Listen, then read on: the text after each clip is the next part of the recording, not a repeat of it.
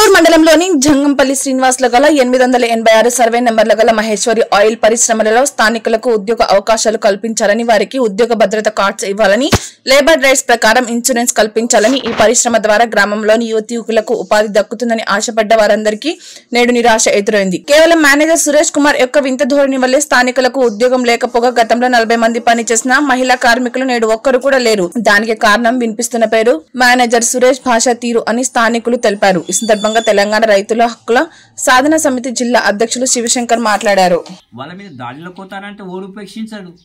మేము ఉపేక్షించే దానికి ఒక వ్యర్థ పదార్థాలు పొల్యూషన్స్ అన్ని చదివితే అక్కడ రైతులకు పంటలకు వేయలేని పరిస్థితి. మేము వస్తాం 884 సర్వే నెంబర్, అది 84 సర్వే నెంబర్. మనం ఆడ ల్యాబింగ్ ఒక జరిగింది. ఇంతకుముందు కొంతమంది ఆఫీసర్లు సస్పెండ్ అయ్యారు.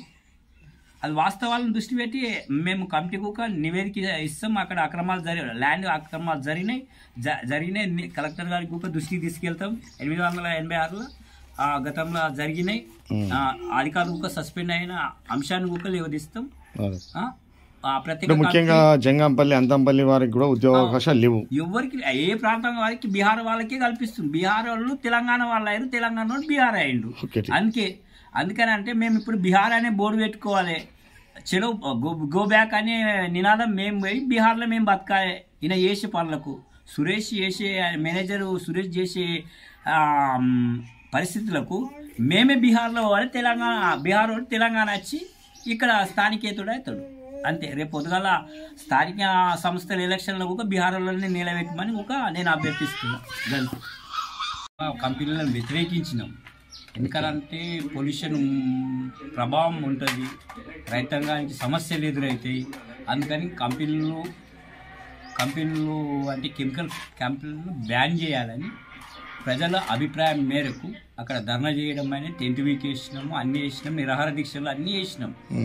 కానీ అదరు మంత్రుల సపోర్టు, ఉన్నతాధికారుల సపోర్టు వలన అది అక్కడక్కడ పుట్టగొడుగులు లెక్క ఇండస్ట్రీలు వెలిసి ఈరోజు రైతుల సమస్య చెప్పుకోలేని పరిస్థితులు ఉన్నాయి. పొల్యూషన్ వస్తుంది. కొంతమంది వాటర్ ఏంటంటే బ్లాక్ వాటర్ వస్తుంది, ఫ్లోరైడ్ వాటర్ లెక్క. పంటలు వండలేని పరిస్థితి. గతంలో ఒక కలెక్టర్ దృష్టికి మీడియా ఒక రాసిన సందర్భాలు ఉన్నాయి. దాని దృష్టిలో ఒక ఉన్నతాధికారులు ఎందుకు చర్య తీసుకుంటున్నారో మాకు తెలుస్తలేదు. ఎందుకంటే పలుమార్లు నివేదిక అంటే ఇప్పుడు జరిగిన ఆయిల్ ఫ్యాక్టరీ విషయం మా దృష్టికి వచ్చింది. ఎందుకంటే వాళ్ళు ఎవరు జర్నలిస్టుల మీద దాడులు చేయటానికి ప్రయత్నించిన, కానీ లేబర్ను గిట్లా హింసించిన, కార్మికులను గిట్లా హింసించిన, స్థానికులకు ఉద్యోగాలు కల్పన ఇవ్వకున్నా కానీ చట్టరీత్యా నేరమే అది. ఎందుకంటే జర్నలిస్టులు ప్రజాస్వామ్యంలో ఒక భాగస్వామ్యాలు. ఎందుకంటే ప్రజల సమస్యలు లేవదీసి ముందుకు తీసుకుపోయాలని సమాచారం ఇచ్చింది మొదట ప్రాథమిక పౌరుడు. అతన్ని ఒక విలేకరుల మీద దాడి అమానుష్యం. అది అంటే ఏంటంటే గుడ్డని చేతుల రాయించినట్టుగా ప్రవర్తన అయింది. అది తీవ్రంగా ఖండిస్తున్నాను నేనైతే. ఇది చాలా మంచి పద్ధతి కాదు. ప్రవర్తన మానుకుంటే బాగుంటుంది. లేని పక్షంలో రైతులను తీసుకెళ్ళి అక్కడ పోయి ధర్నా చేసే పరిస్థితి ఏర్పడుతుంది. ముఖ్యంగా ఇప్పుడు అంతంపల్లి, జంగంపల్లి శివార్లో ఉన్నటువంటి స్థానిక ప్రజలకు ఉద్యోగాలు కల్పించకుండా ఎక్కడి నుంచో బిహారీ వాళ్ళని తీసుకొచ్చుని మరి ఇవ్వడంలో దాని ఆంతర్యం ఏంటి? గతంలో మేము భూసేకరణ కమిటీ వచ్చినప్పుడు కానీ, ఉన్నతాధికారుల పర్యటన చేసినప్పుడు కానీ మేము నివేదికలు ఇచ్చినాం.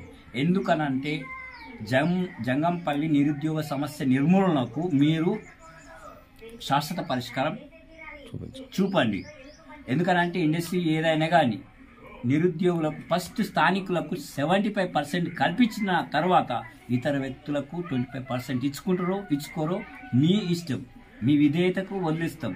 కానీ స్థానికులకు మాత్రము 70% ఇచ్చిన తర్వాతనే మీరు ఉద్యోగ కల్పన కల్పించిన తర్వాతనే ఇతర ప్రాంతాలకు తీసుకొని వచ్చిరంటే మీ లోపకారి ఒప్పందం ఏముందో అది ఉన్నతాధికారులు బయట పెట్టవలసిన అవసరం ఉంది. వాళ్ళు ఎంక్వైరీ చేయాలని నేను ఒక పక్షాన్ని డిమాండ్ చేస్తున్నా. ఎందుకంటే లోపకారి ఒప్పందం ఉంది. ఇతర ప్రాంతం వాళ్ళు ఇక్కడ ఇంతకు ముందుకు మార్వాడి గో బ్యాక్ అనే ఉద్యమం జరిగింది తెలంగాణలో. ఎందుకు జరిగింది? తెలంగాణ వ్యక్తుల మీద దాడి జరిగింది కాబట్టి తెలంగాణ ఆత్మ గౌరవం కోసం మేము మార్వాడి గోప్యాక అనే నినాదం తీసుకొచ్చినాం. ఈ రోజు ఒక తరిమి కొట్టే పరిస్థితి తీసుకురావద్దు. ఎందుకంటే తెలంగాణ పోరాడి తీసుకొచ్చుకున్న గడ్డ కామారెడ్డి గడ్డ. కామారెడ్డి గడ్డ మీద పుట్టిన ప్రతి ఒక్క విద్యార్థి యువత ఉద్యమాలకు వెనకాడే వ్యక్తులు కారు. ఎందుకనంటే ఉద్యమంలో ప్రతి ఒక్క పౌరుని పాత్ర ఉంది. కొట్లాడి మేము తెలంగాణ తీసుకొచ్చుకొని మీ చేతులు పరాయి రాష్ట్రం చేతుల ఇండస్ట్రీలో అప్పచెప్పడానికి మేము సిద్ధంగా లేము. నేను ఈ ఇతర ప్రాంతాల వాళ్ళకి ఎక్కువ ప్రాధాన్యత ఇస్తున్నానని కూడా మాకు వస్తుంది, కానీ అది మంచి పద్ధతి కాదు. మీరు స్థానికులను ఫస్ట్ మీరు అవకాశం కల్పించండి, నిరుద్యోగుల నిర్మూలన చేయండి. ప్రభుత్వానికి ఒక నేను డిమాండ్ చేసేది అదే. ఎందుకనంటే నిరుద్యోగ ఆ నోటిఫికేషన్ ఈ బోర్డు మీరు నోటిఫికేషన్ ఏమిస్తారో ఏమియ్యారో ఆ తర్వాత విషయం. ఇప్పుడు ప్రైవేటు సంస్థల ఉద్యోగ అవకాశాలు కల్పించమంటేనే మీరు అదరు అంటే వేరే రాష్ట్రాల నుంచి మనుషులను తీసుకొచ్చి ఇచ్చినాక ఇక్కడ తెలంగాణ కొట్లాడినోడు ఏమైంది, ఉద్యోగం ఏమైంది, అంటే ఉద్యోగ నియామకాలు ఏమైనాయి, నీరేమైంది, వీటి కోసం వనరుల కోసం కొట్లాడినాం, నీటి కోసం కొట్లాడినాం, ఉద్యోగాల కోసం కొట్లాడినాం. ఇవన్నీ సమస్యల కోసమే తెలంగాణ ఏర్పడ్డది. ఈరోజు ఆ తెలంగాణ ఉద్యమాన్ని నీరు గారుస్తారంటే వాళ్ళ అయ్యసొత్త. అందుకని ఈ విషయం మళ్ళీ జటిలం. ఈ ఇంతటితో మీరు ఆపుకుంటే బాగుంటుంది, లేకుంటే సమస్య జటిలమైతే తీవ్రతరం చేస్తాం మేము మా పక్షాన అని హెచ్చరిస్తున్నాం. అదేవిధంగా మరి ఇప్పుడు మేనేజర్ సురేష్ కుమారు కార్మికుల సమస్య తెలుసుకోవాలన్నా, ఇండస్ట్రీకి సంబంధించిన పూర్తి వివరాలు తెలుసుకోవాలన్నా మేము విలేకరులు అడిగితే ఏమంటారంటే కలెక్టర్ ద్వారా రాతపూర్వకంగా తీసుకొస్తే మేము సమాచారం మీకు ఇవ్వగలుగుతాం, లేకపోతే ఇవ్వలేము అని చెప్పేసి మా పట్ల దురుసుగా ప్రవర్తించిండు. ఆయనకు పూర్తిగా ఇండస్ట్రీ గురించి అవగాహన లేదేమో. ఎందుకనంటే అవగాహన లేక ఆ కుర్చీ మీద కూర్చున్నాడు. ఆ కుర్చీ మీద కూర్చున్న అర్హత ఒక ఆయనకు లేదు. ఆ మాట ఎట్లా అంటాడు? కలెక్టర్, మెజిస్ట్రేట్ అన్ని శాఖలకు సంబంధించిన ఒక అధికారి నుంచి ఎట్లా తీసుకొస్తారు? ఇండస్ట్రీకి సంబంధించిన ఇండస్ట్రీ ఎండి ఉంటాడు, లాల్ నాయక్ ఉన్నాడు. లాల్ నాయక్ నుంచి అప్రోల్ తీసుకురమ్మని ఉండే తెలియదు. అంత పూర్తి జ్ఞానం లేని ఎట్లా ఆపేపిరా ఇండస్ట్రీ? చైర్మన్ వాళ్ళు ఏ ప్రాంతపోడు మాకు కావాలి కదా. ఎందుకని అంటే నువ్వు గార్డెన్ చూసి గుర్రమని అంటే ఎట్లా ఏ పద్ధతి ప్రకారం మాట్లాడతావు?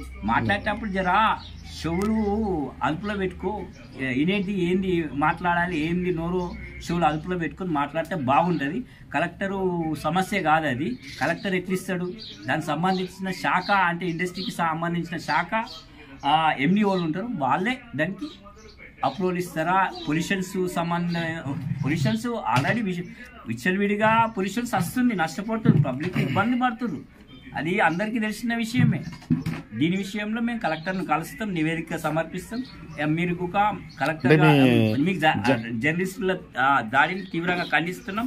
ఈ సమస్య కలెక్టర్ గారి దృష్టికి తీసుకెళ్ళి నివేదిక సమర్పిస్తాం. ఖచ్చితంగా అలా మీద చర్య తీసుకునే విధంగా మేము ఇప్పుడు అంటే వాతావరణ కాలుష్యం ఏర్పడడం కానీ వ్యర్థ పదార్థాలు బయట అని లేకుండా అందులో కొత్త రకమైనటువంటి స్మెల్తోని ఇప్పుడు జనరల్గా గతంలో అదొకటి, వాతావరణ కాలుష్యంలో భాగంగా అదొకటి.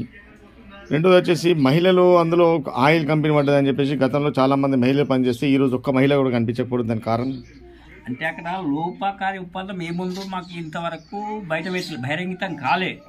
అంటే బహిరంగితం కాలేనప్పుడు మేము మాట్లాడడం ఒక మంచి పద్ధతి కాదు. ఎందుకనంటే ఇమ్మీడియట్గా ఉన్నతాధికారులు వెంటనే పరిశీలన చేసి కార్మికులకు అన్యాయం జరిగిందా, మరి ఏ విధంగా జరిగింది, ఏ సమస్య తలెత్తితే మరి సమస్య ఈ జటిలమైందని శాస్త్ర పరిష్కారం జిల్లా కలెక్టర్ గారు దృష్టికి తీసుకెళ్తాం. తీసుకెళ్ళిన తర్వాత ఇమ్మీడియట్లీ యాక్షన్ తీసుకోవాల్సిందిగా నేను జిల్లా కలెక్టర్ గారిని సంబంధిత శాఖ మంత్రులను కోరుతున్నాం. అంటే మహేశ్వరి ఆయిల్ ఇండస్ట్రీ పట్ల మేము మేనేజర్ గారి పట్ల సంస్థ నిర్వాహకుల పట్ల తీవ్ర ఆగ్రహంతో ఉన్నారు. అంటే చేసే పద్ధతి ఏంటంటే ఇతర ప్రాంతాలకు సంబంధించిన వ్యక్తులను మీరు పెట్టుకుంటే బాగుండదు. స్థానికులకు 75% కల్పించండి, ఉపాధి కల్పించండి, అన్ని కల్పించండి. వాళ్ళు ఎందుకనంటే మహిళలు ఇప్పుడు కేంద్ర ప్రభుత్వమే 50% బిల్ తీసుకొచ్చింది. మహిళలకు 50% ఉన్నారా నీ దాంట్లో? ఇండస్ట్రీ రూల్స్ ప్రకారము నీకు సంబంధించిన ఇండస్ట్రీ రూల్స్ ప్రకారం 50% జీవో ప్రకారం వాళ్ళకి 50% కల్పించినవా? లేదు. 50% మహిళలు లేదు. అదొకటి కాకుండా మరి ఉన్న కార్మికులకు ఒక అంటే మనకు భద్రతా కార్డు లేదు. మళ్ళీ ఒకవేళ ఆ అందులో ఉన్నప్పుడు ఏవైనా కార్మికులు చనిపోతే వాళ్ళకి ఏమైనా ఇన్సూరెన్స్ లాంటిది ఏమైనా ఇస్తున్నా అంటే మరి అది కూడా చెప్పలేకపోతుంది. దాని పట్ల మరి లైసెన్స్ హోల్డర్లకు సంబంధించి ఎవరు కాంట్రాక్ట్ పరిధిలో ఉంటుందో వాళ్ళు క్లెయిమ్ చేయాలి. ఒక కార్మికుడికి ఏదైనా యాక్సిడెంట్ గా దెబ్బ తాగినా, ఏదన్నా కుటుంబం చనిపోయినా, కుటుంబం కార్మిక శాఖకు సంబంధించిన అంశం అది. కార్మిక సంబంధించిన అధికారులు వాళ్ళు ఫైర్ అవుతారు. ఎందుకంటే మా దృష్టికి రాలే. ఆ కార్మిక శాఖకు సంబంధించిన కార్మిక ఉన్నతాధికారి జిల్లాధికారిని మేము కమిషనర్ను కలిసి నివేదిక ఆయన